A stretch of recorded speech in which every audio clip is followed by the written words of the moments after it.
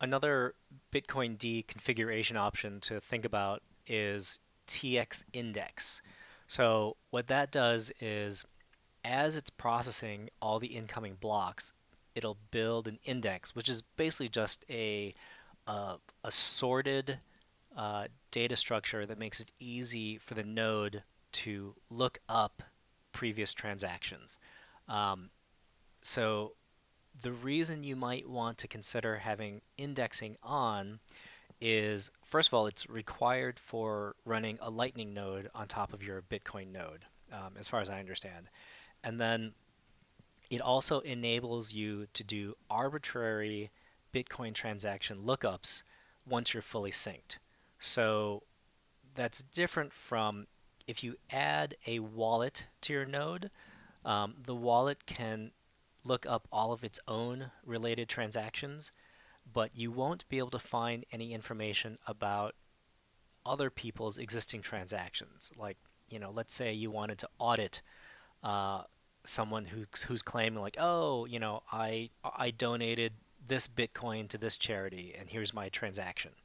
Well, you can take that transaction ID and enter it into your own Bitcoin node, which has a full copy of the entire blockchain, every transaction that ever happened. And you can look it up and you can prove that that transaction really did happen. It really was accepted and is part of the Bitcoin blockchain. But you won't be able to do that if you don't activate the TX index option. It does slow down the initial sync process because it has to build this index and write it to disk while it's validating these incoming node blocks rather, and it will take up some more disk space for the transaction index. Um, I didn't do it the first time through. I regret that. I really should have activated TX index. So to activate it, we're just going to edit the Bitcoin conf file in our .bitcoin directory. So Nano is our text editor, bitcoin.conf, and we can just, we don't even have to really add a note, but why not? Um, Activate transaction indexing. And that's just tx index equals 1 equals true. And Control X to save it. Yes. Enter. Um, and now you can run your node with indexing on. One thing I'm not sure about is I've already synced a little bit of the early blockchain that, and I didn't have indexing on.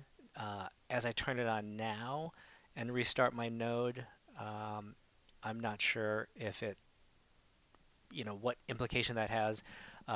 Presumably indexing is going to go back and start from the start. I don't know if it runs alongside the each incoming block, or if it just runs on its own side process, looking at the blocks that are available.